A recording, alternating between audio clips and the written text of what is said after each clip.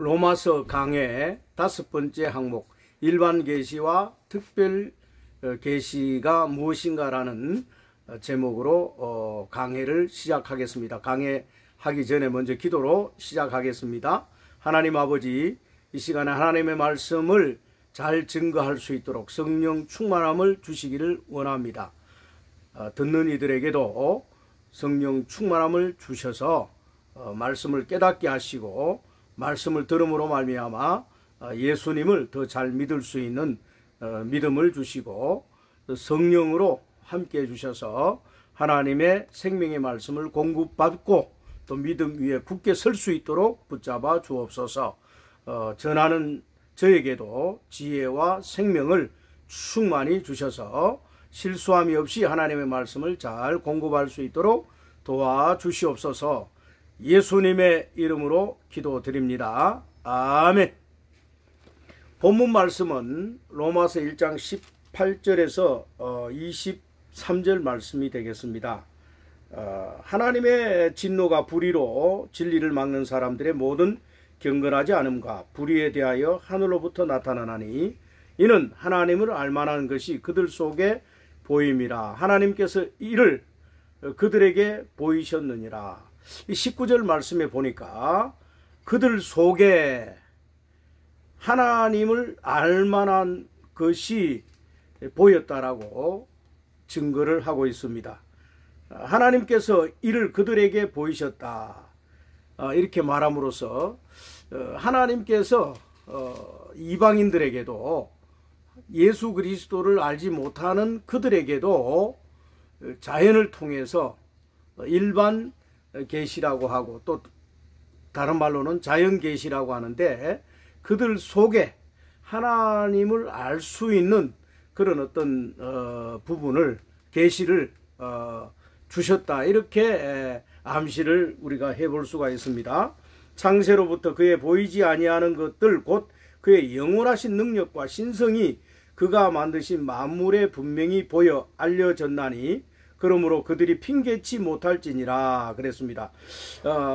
신성 또 영원하신 능력, 이러한 것들이 만물 안에 이렇게 숨겨져 있어서 그것을 사람들이 또 알게 되어져서 핑계치 못하도록 이렇게 하나님께서 자연을 통한 계시를 주셨다. 즉 하나님을 몰랐습니다. 왜 그렇게 악한 죄를 저질렀느냐? 하나님이 이렇게 그 자연을 통해서도 우리 사람의 직관력, 영적인 그 양심, 이러한 내적인 그 속성으로도 얼마든지 자연을 통해서도 하나님을 알 수 있는 그런 어떤 기능을 주셨기 때문에 하나님 앞에서는 핑계치 못할 것이다, 이렇게 말함으로써 자연을 통해서도 뭔가 하나님의 존재하심과 하나님의 실존에 대해서 계시를 하고 있다라고 하는 것을 우리에게 암시하고 있는 구절이 되겠습니다. 그래서 이 기독교 신앙에 있어서는 이 계시라고 하는 부분이 굉장히 중요합니다. 계시라도요, 일반 계시와 특별 계시, 또 자연 계시와 초자연 계시가 이렇게 있어서 나누어집니다. 자연 계시가 무엇이고 초자연 계시가 무엇이냐라고 한다면, 자연 계시라고 하는 것은 이 자연을 통해서도 우주 만물을 통해서도 하나님을 알 수 있도록 그렇게 만들어 놨다는 것입니다. 그리고 초자연 계시라고 하는 것은 이렇게 특별 계시라고 하는데, 이것이 뭐 천사가 나타난다든지 불기둥과 구름기둥이 나타났다든지 또 꿈에 뭐 이렇게 특별한 계시를 통해서 뭐 천사가 나타났다든지 뭐 이런 것들을 통해서 하나님이 자신의 존재를 나타내 보이는 것, 이걸 갖다가 특별 계시라고 합니다. 특별히 특별 계시의 완성은 성경을 통해서 이루어지고 있다, 이렇게 말할 수가 있습니다. 성경이 바로 하나님을 알 수 있는 구체적인 증거가 된다, 이렇게 말할 수가 있겠습니다. 특별 계시를 통해서 완전한 하나님의 실존을 드러내 보여주고 계시는 것입니다. 예수 그리스도가 성육신하셔서 또 33년 반 동안 인생을 사셨고 또 십자가를 지시고 부활하시고 이런 부분들, 승천을 통해서 많은 사람들 앞에서 구름 속으로 또 하늘로 승천하신 이런 모습들, 이런 것들은 다 특별 계시로 구분되어집니다. 자연 계시로는 타락한 인간의 본성으로서는 도무지 하나님의 실존을 완벽하게 이해할 수도 없고 또 알 수도 없기 때문에 자연 계시를 통해서는 좀 부족하다. 그러므로 특별 계시를 통해서 하나님의 실존을 완벽하게 나타내 보여주셨다라고 많은 신학자들은 그렇게 증거를 합니다. 그러면 이 로마서를 통해서 우리가 한 번쯤 생각해 볼 수 있는 것들은요, 예수 그리스도를 알지 못한 복음이 들어오기 전에 그 우리 선조들은 어떻게 되었을까? 이런 차원에서 한번 연구를 해볼 필요가 있겠죠. 조선시대, 우리가 지금 이제 복음이 들어온 지 100년이 넘었죠. 100 몇십 년이 되었습니다. 정확하게 이렇게 말하자면 이전에 이제 개신교가 물론 이제 들어오고 그 전에 천주교가 또 들어왔겠지만 그 전의 시대, 아예 성경 자체가 신교나 구교가 들어오기 전에 이 우리 조선 지금 그 역사는 5000년의 역사를 가지고 있지 않습니까? 이 5000년의 역사 속에 당군이 뭐 이렇게 한반도에 와서 우리의 조상이 되어져서 이 한반도를 이제 만들어졌는, 한반도가 만들어졌는데, 그러면 복음이 들어오기 전에 그들은 뭐 어떻게 하나님을 알 수 있었겠는가?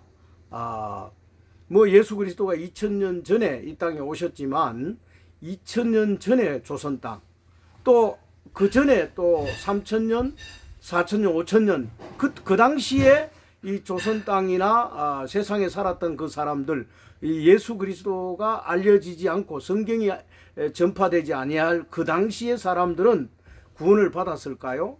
또 구원을 받지 못했을까요? 이렇게 이제 우리가 한번 생각해 볼 필요가 있겠죠. 만약 예수 그리스도 외에 그 어떤 이름도 세상에 구원자로 주신 적이 없다라고 성경은 분명히 단호하게 이야기를 합니다. 그래서 구원자는 단 예수님 밖에는 구원자가 없습니다. 그런데 구약의 성도들이나 또 신약의 성도라 할지라도 복음을 듣지 못하고 알지 못한 그런 사람들에게 있어서 그러면 이 구원은 어떻게 이루어질 것인가라고 하는 이런 질문을 해본다라고 한다면, 오늘 이 본문 말씀은 사실상 자연 계시를 통해서 그들도 핑계치 못할 것이다. 하나님의 실존을 알았다라고 한다면 불의와 추악, 탐욕과 음행, 그 온갖 더러운 죄들을 짓지 않고 선한 양심으로 살 수가 있었을 것이다. 이렇게 역설적으로 말하고 있습니다. 일반 계시를 통해서 하나님을 알만한 지식과 지각을 주셨기 때문에 우리 사람이 하나님을 몰랐다라고, 복음을 몰랐다라고 말할 수가 없다. 이런 측면에서 본다라고 한다면 자연을 통한 계시를 통해서도 하나님을 얼마든지 알고 믿을 수가 있었다라는 것을 우리가 알 수가 있습니다. 과거에 그 뭐 세종대왕이라든지 이순신 장군이라든지 이런 사람들은 그 시대에 교회도 없었고 또 복음도 없었고 성경도 없었는데 그 선한 사람들이 그럼 다 지옥 갔겠느냐?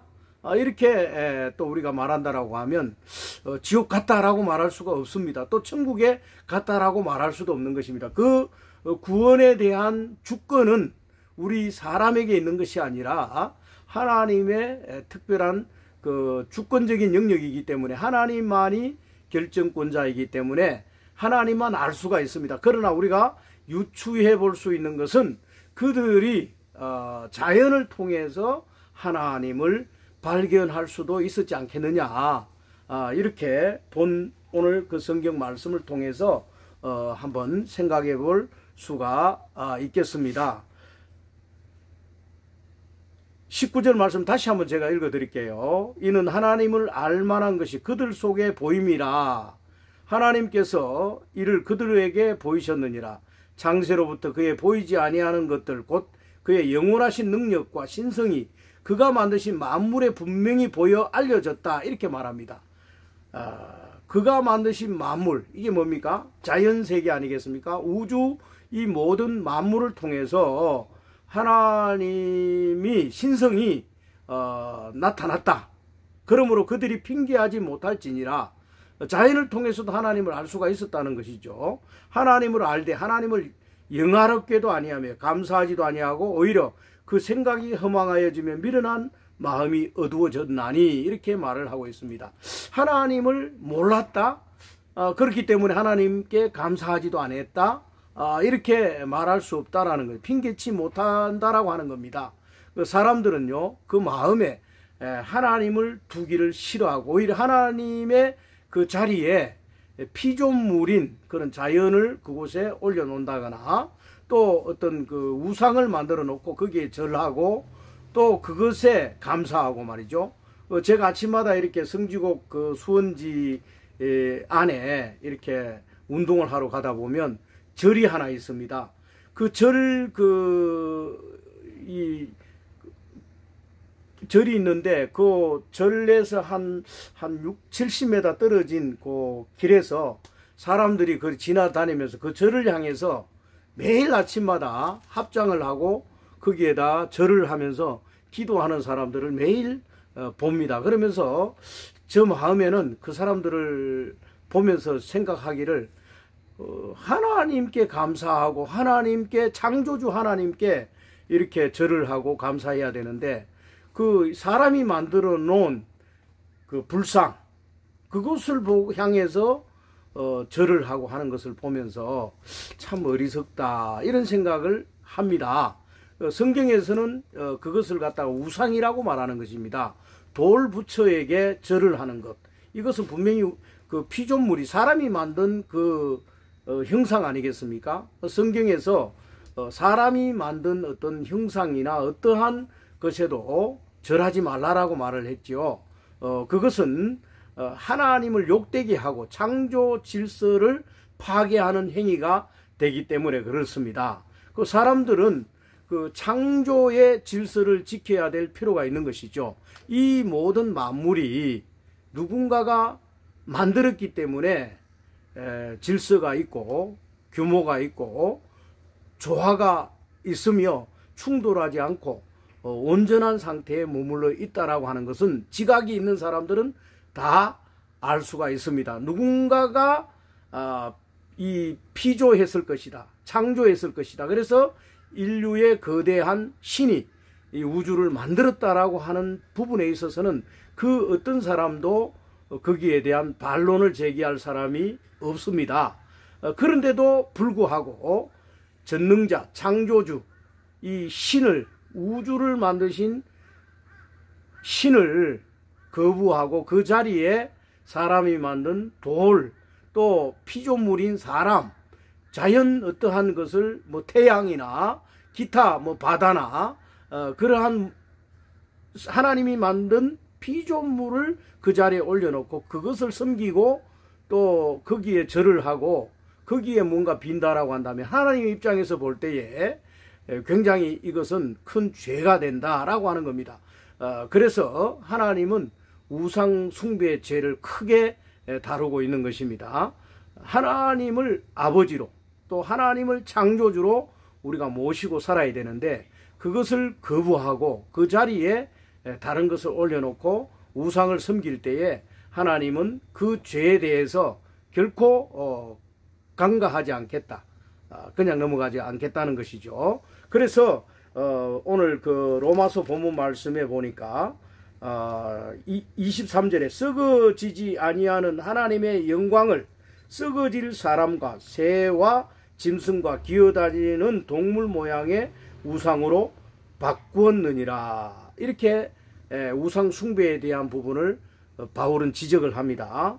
24절에 그러므로 하나님께서 그들을 마음의 정욕대로 더러움에 내버려 두사 그들의 몸을 서로 욕되게 하셨으니 이는 그들이 하나님의 진리를 거짓 것으로 바꾸어 피조물을 조물주보다 더 경배하고 섬김이라.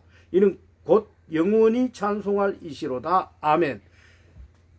조물주는 영원히 우리가 찬송하고 경배하고 예배하고 그를 높여 드려야 할 분이신데 이 조물주를 창조주를 제껴놓고 그 자리에 우상을 세워놓고 피조물을 그 자리에 올려놓고 섬긴다고 하는 것입니다. 그러므로 인해서 사람들이 악해지고 또 그 죄악 가운데 빠지도록 그 더러움에 내버려 두었다. 이렇게 바울은 지적을 합니다.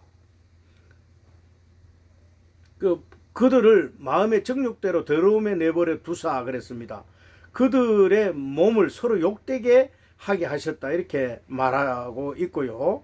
이 때문에 하나님께서 그들을 부끄러운 욕심에 내버려 두셨으니 곧 그들의 여자들도 순리대로 쓸 것을 받고 영리로 쓰며 그랬습니다. 이것은 다시 말해서 그 동성애를 지적하고 있는 부분인데요. 하나님은 남자와 여자를 만들어서 서로가 성적 결합을 통해서 생명을 낳게 하고 우주의 창조의 질서를 이루어 나가고 계시는 것입니다. 여자와 남자가 결혼하는 것은 또 결합하는 것은 이것은 지극히 합당한 하나님의 창조의 순리가 되는 것입니다. 그런데 오늘날 여자가 여자로 더불어 남자가 남자로 더불어 이렇게 성적 결합을 해서 이러한 동성애를 만약 이렇게 실행을 한다라고 한다면 이것은 창조의 질서를 파괴하는 것이다. 이렇게 성경은 강하게 규명하고 있습니다. 동성애는 창조의 질서를 파괴하는 행위고 하나님에 대한 도전이 되기 때문에 하나님이 정해놓은 법을 어기는 것이기 때문에 이것이 큰 죄악이 되는 것입니다. 그래서 실제로 에이즈라든지 이러한 그 질병을 통해서 하나님은 동성애를 심판을 하고 계시는 것입니다. 사랑하는 여러분, 이 동성애, 이 작은 문제가 아니죠.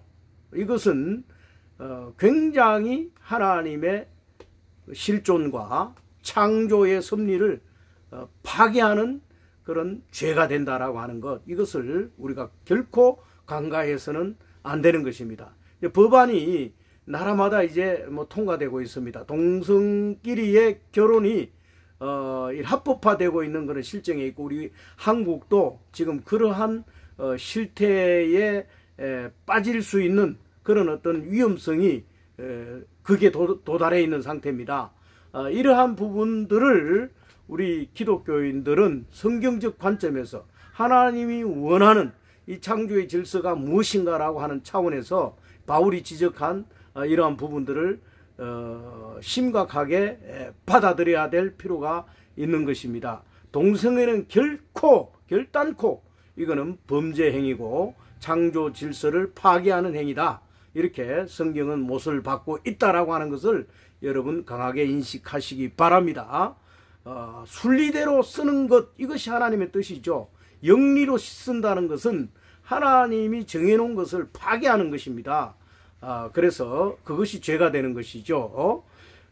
아무튼 오늘 제목이 일반 계시와 특별 계시입니다. 일반 계시는 자연을 통해서 이렇게 우리에게 하나님의 존재를 나타내 보이는 것이고요. 특별 계시라고 하는 것은 다른 말로 초자연적인 계시라고도 분류할 수가 있는 이 특별 계시는 하나님께서 특별한 이러한 부분에 있어서 성경을 주시고 또 성경을 통해서 하나님을 알게 하는 이러한 것들, 그리고 꿈이나 계시, 환상이나 이러한 특별히 하나님께서 천사를 보내서 나타나셨다든지 또 이러한 부분들이 특별 계시가 되겠습니다. 특별 계시적 차원에서 기독교는 완성되었고 또 특별 계시를 통해서 오늘날 성경을 저희들이 이해하고 또 분석하고 판단하는 것입니다. 그런데 이 특별 계시를 우리가 정확하게 이해하기 위해서는 학문적으로 균형 잡힌 신학을 공부를 해야 하는 것입니다. 오늘날 이 특별 계시가 잘못 전파되고 또 이해되어져서 성경 해석이 잘못되어지면 이단에 빠지는 것이죠. 오늘날 많은 그 신흥 종교들이 나와서 기독교를 욕되게 하고 있습니다. 신천지, 또 여호와 증인, 또 몰몬교, 제7안식교, 또 안상홍 하나님의 교회, 뭐 이러한 등등의 신흥 종교들, 통일교, 뭐 이런 신흥 종교들이 개신교라고 하는 이 성경이라고 하는 이 특별 계시의 책을 가지고 잘못된 해석으로 오늘날 많은 사람들을 미혹하고 있고 또 잘못된 그러한 계시를 가지고 성경을 풀어서 성경에서 말하고 있는 계시의 그 합당성, 계시의 균형 잡힌 진리의 해석이 되어져야 하는데 잘못되어져서 엉뚱한 방향으로 성경을 풀어서 많은 사람들을 오류에 빠지게 하고 또 많은 사람들을 지옥에 밀어넣고 있습니다. 사랑하는 성도 여러분, 우리는 이 특별 계시를 정확하게 이해를 해야 합니다. 잘못 그 해석을 한다거나 또 잘못 이 해석된 바를 듣게 되면 결국 우리의 영혼이 잘못하면은 영원한 불못에 빠질 수 있다는 경각심을 가져야 하는 것입니다. 계시록 같은 경우도요, 올바른 신학적 지식을 가지고 풀어야 하는 것입니다.